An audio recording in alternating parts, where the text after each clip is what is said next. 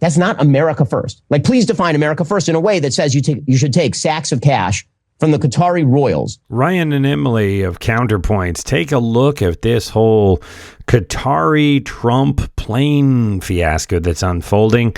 And we started there with Ben Shapiro, and some other right-wing people are actually up in arms and criticizing this, believe it or not. Anyway, why don't we watch this clip together? I'll have some opinions, and then I want to know what you think in the comments. President Donald Trump is facing increasing pushback for accepting a $400 million plane from Qatar. Here he is on his old raggedy plane, Air Force One, responding to some of this criticism.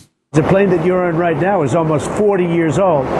And when you land and you see Saudi Arabia and you see UAE and you see Qatar and you see all these, and they have these brand new Boeing 747s mostly, and you see ours next to it, this is like a totally different plane. It's much smaller, it's much less impressive as it is. And, you know, we're the United States of America. I believe that we should have the most impressive plane. So anyway, so they said to me, we would like to, in effect, we would like to make a gift. You've done so many things, and we'd like to make a gift to the Defense Department, which is where it's going. And I said, well, that's nice. Now, some people say, oh, you shouldn't accept gifts for the country. My attitude is, why wouldn't I accept a gift? We're giving to everybody else. Why wouldn't I accept a gift?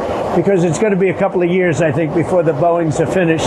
Now, why wouldn't I accept the gift? This has roused Democratic leadership and a bunch of Republicans to finally get up and offer a little bit of criticism of Trump. Here's both Senate leaders, Schumer and Democratic leaders, the leader of the Senate, leader of the House, Schumer and Jeffries, pushing back. Let's roll those.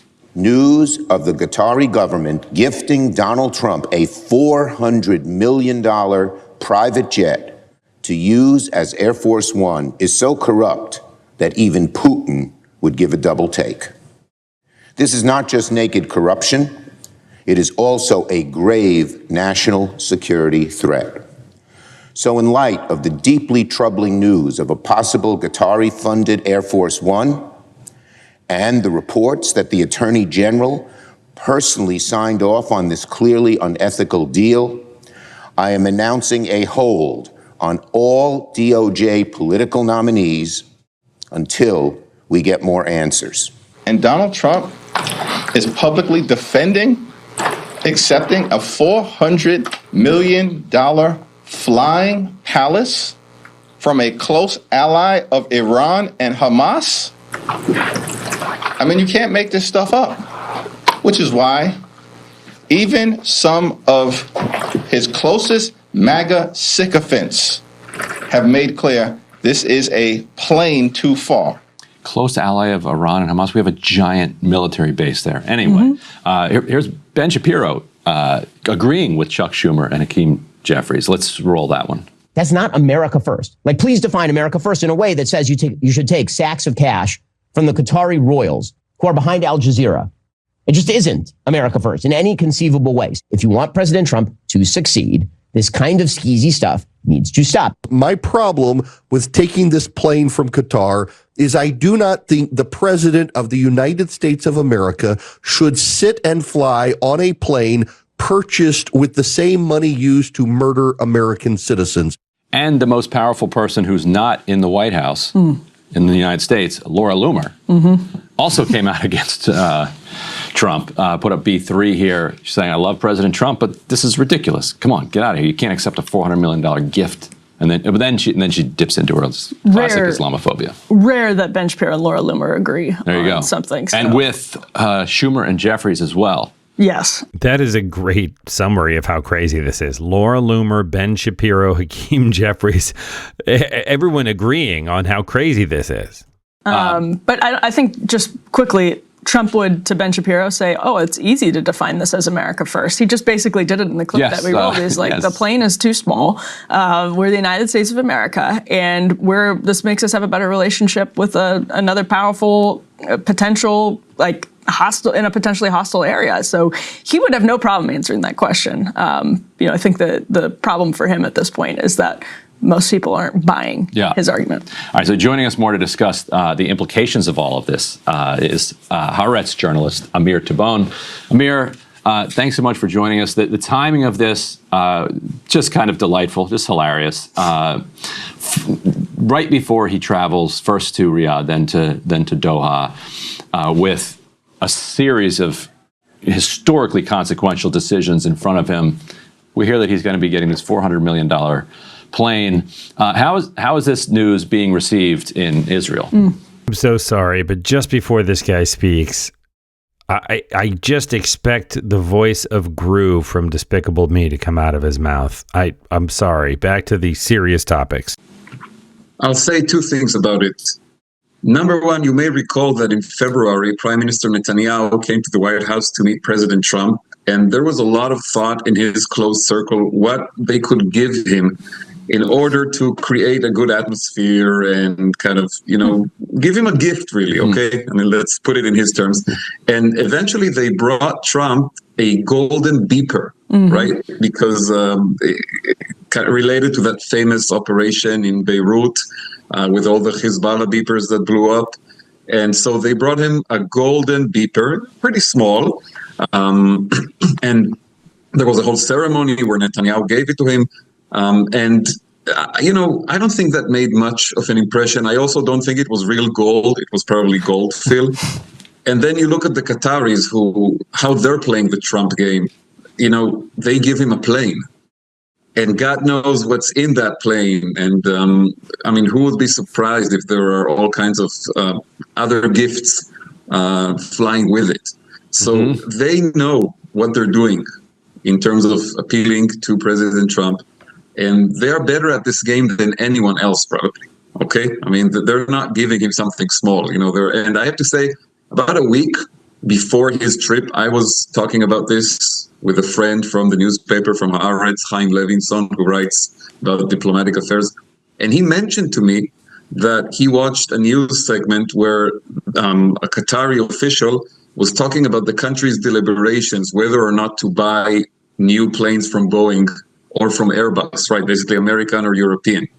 And after the Trump plane story came out, he wrote, I feel ashamed of myself as a journalist. I thought the gift that we're going to give Trump is to buy Boeing planes for Qatar. Right. I'm not on their game. I don't even, not even close. They may do that as well, but that's the change. What they're really doing is giving Trump a Qatari plane from Boeing. Yeah. So they know what they're doing. They're good at this. And the other thing I want to say, and putting aside all the just unbelievable nature of it, if it helps end the war in Gaza, I would say Qatar can buy a second plane for Sarah Netanyahu, Bibi's wife. If it brings an agreement to end the war in Gaza, release all the hostages, stop all the suffering and the death, maybe that's what we need right now, because I'm a bit hopeless this morning, I got to tell you. I'm seeing the negotiations happening there in Qatar for ending the war. I don't think it's moving fast enough. So whatever works at this point. Yeah, and we want you to stick around for an update on those negotiations and where that's going to go. First, let's unpack a little bit more about of this situation, because here in the United States, from my perspective at least, Israel and its backers here in the United States, in Joe Biden, had a fierce ideological supporter, absolutely unapologetic supporter of Israel. Yes, he pressed Netanyahu to allow a couple hundred trucks of aid in every day, and for 3 or 4 days he withheld 2,000-pound bombs after a series of over the top massacres. But otherwise, carte blanche for Israel's war effort. Or if you would even call it that at this point. And they fought him and traded him for the most transactional politician the U.S. has had in that office for as long as anybody can really remember. And if you're going to have the most transactional guy in office, like you said, you've got to be on your game.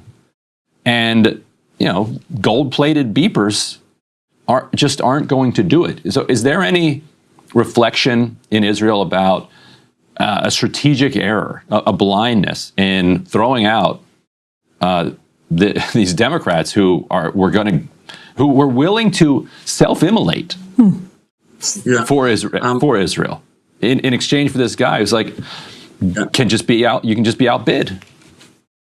I'll tell you what, Ryan, I think it's a little too early to reach the conclusion that Trump is actually changing the Biden policy on Gaza. I think you're right that we saw some important arenas in the Middle East recently where he was willing to go against the stated position of the Netanyahu government.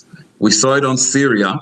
Netanyahu appealed to the Trump administration not to lift sanctions on the new Syrian government because of the jihadi past of Ahmed al-Shara, Abu al-Jolani, the new leader of Syria. And Trump ignored Netanyahu's requests and went with the policy that was advocated by Mohammed bin Salman of Saudi Arabia and President Erdogan of Turkey, and lifted all the sanctions of Syria, met Ahmed al-Shara in Riyadh.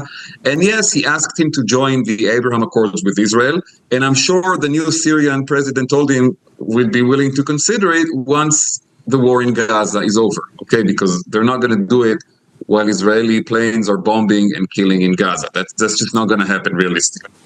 So on that issue, obviously a disappointment for the Netanyahu government with Trump's policy. On Yemen, I'm sure you've discussed this, the fact that he reached a ceasefire with the Houthis that does not include their continuous attempts to launch missiles toward Israel, including one that landed at Ben Gurion Airport, Israel's only international airport, last week. And almost every day now, you have about 1 million people in Israel running into bomb shelters because of the Houthis, while the American ceasefire stands. On Iran, I think we'll have to wait and see. We don't really know what is the actual content of the negotiations, and what we hear from Stephen Witkoff every week is different. Right? One week it seems closer to the Israeli position. The next week it seems more detached from it. Wait and see. But on Gaza, I think that's where Netanyahu is playing the fiercest game right now against Trump, and that's where he's being the most really kind of bare knuckles approach. He's not willing to budge on the American attempts to move toward ending the war and releasing all the hostages in one deal. I call it the end the nightmare deal. Okay, end the nightmare that for Israelis, including my family, started on October 7 and has been going on every day since in Gaza and in the region broadly. Okay, this is just a nightmare, and if we don't end it soon, it's going to get much worse, because right now there are preparations for another military operation in Gaza, and I don't want to think what would happen. This is very personal for me, because I have a friend who is held hostage there for 586 days now. Omri Miran was kidnapped by Hamas from my community, Kibbutz Nachal Oz on the border with Gaza. We fear for his life. And we know that President Trump and Witkoff, they want to end the war. We know that, and honestly, guys, Biden wanted to end the war too. Okay, he had his whole, if you remember, in May 2024, almost a year ago, he presented a plan to end the war, but he didn't really use any leverage to actually bring about that result. And right now, I can't say for sure that there is a change on this issue, that Trump is actually going to use the immense leverage that he has to bring about an end to the war. Again, you're treating Trump as though his goal is to govern. He likes to think that he's a deal maker and he's a big shot businessman. He has no instinct for governance. So, I mean, if something comes about where there's an end to the killing, that's going to be like the clock is right twice a day. It's going to sort of accidentally occur. Right? Let me know what you think in the comments.